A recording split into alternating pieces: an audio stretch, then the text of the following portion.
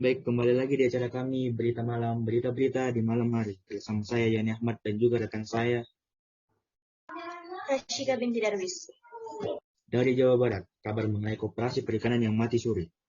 Puluhan koperasi perikanan dan nelayan di Jawa Barat saat ini dalam kondisi mati suri. Pemerintah pun diminta untuk melakukan langkah revitalisasi untuk mengaktifkan kembali koperasi-koperasi tersebut. Ketua Umum Ikatan Koperasi Perikanan Indonesia, Ono Surono, menyebutkan jumlah koperasi perikanan yang berada di Jawa Barat berjumlah 67 unit. Dari jumlah tersebut, hanya 41 unit koperasi yang menjadi anggota Paskut Bina Laksana Mukti Jabar yang masih aktif. Selanjutnya, kita telah terhubung dengan wartawan kami, Saudari Mildina. Apakah Saudari Mildina dapat mendengar suara saya? Baik, saya dapat mendengarnya. Pertanyaan saya di sini, apakah benar Pak hanya 41 unit yang menjadi anggota Paskut Bina Laksana Mukti Jabar yang masih aktif dari 67 unit yang ada? Ya, sisanya mati suri. Pria yang juga menjabat sebagai Ketua Puskut Bina Laksana Mukti Jabar itu menjelaskan, koperasi perikanan dan nelayan yang aktif itu karena mereka mengelola unit-unit usaha, salah satunya tempat pelelangan ikan.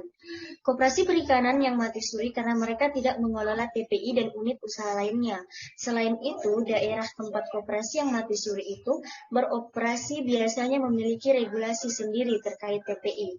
Misalnya, TPI dikelola langsung oleh pemerintah setempat.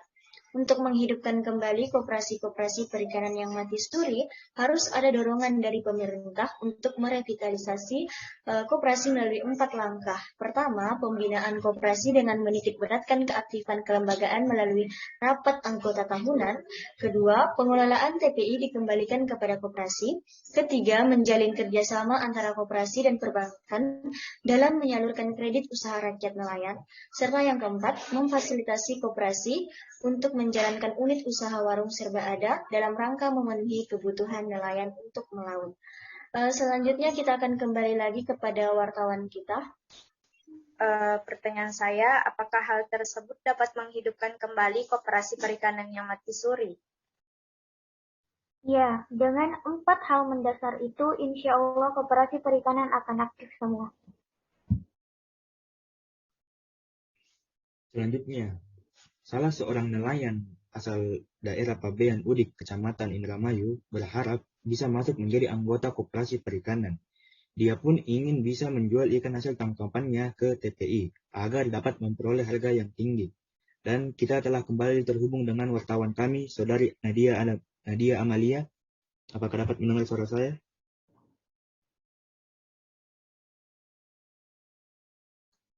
Ya, saya mendengar suara Anda. Jadi pertanyaan saya kepada Pak Karta, apa penyebab nelayan tidak dapat menjual ikannya lagi ke TPI? Terima kasih.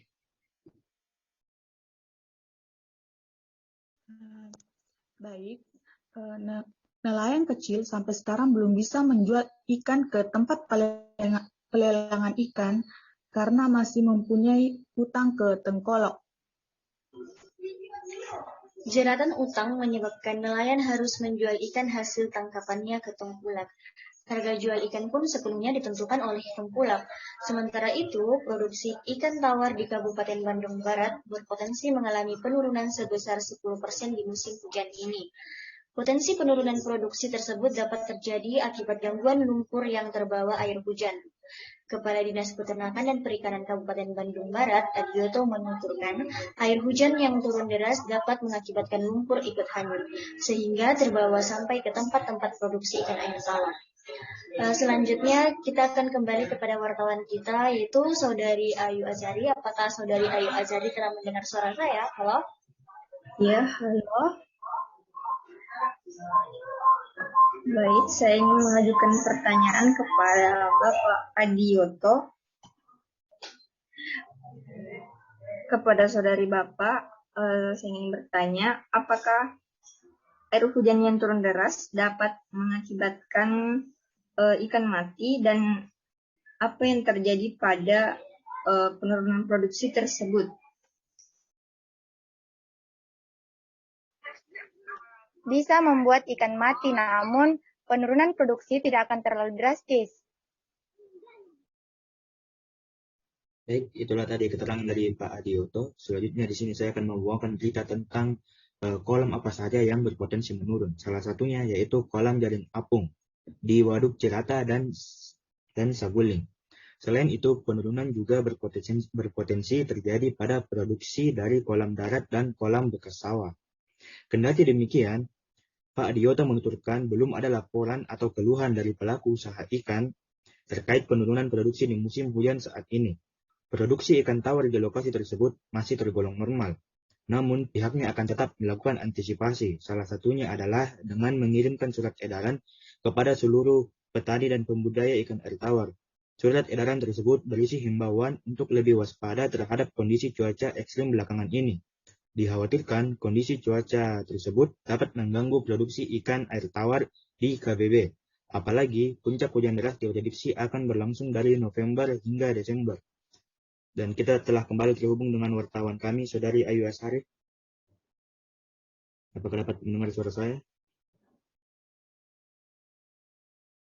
Iya, baik. Saya mendengar suara presenter.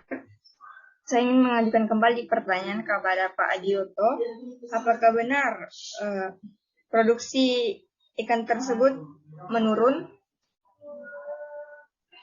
Nah, benar, produksi memang akan menurun sepertinya, tapi supaya tidak signifikan, kita bikin imbauan ini.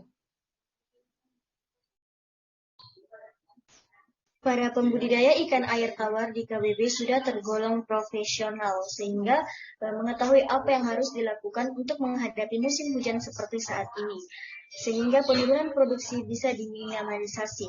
Saat ini, produksi ikan tawar dari Waduk Saguling sebanyak 10 ton per hari. Waduk Cirata menghasilkan 60 ton ikan per hari.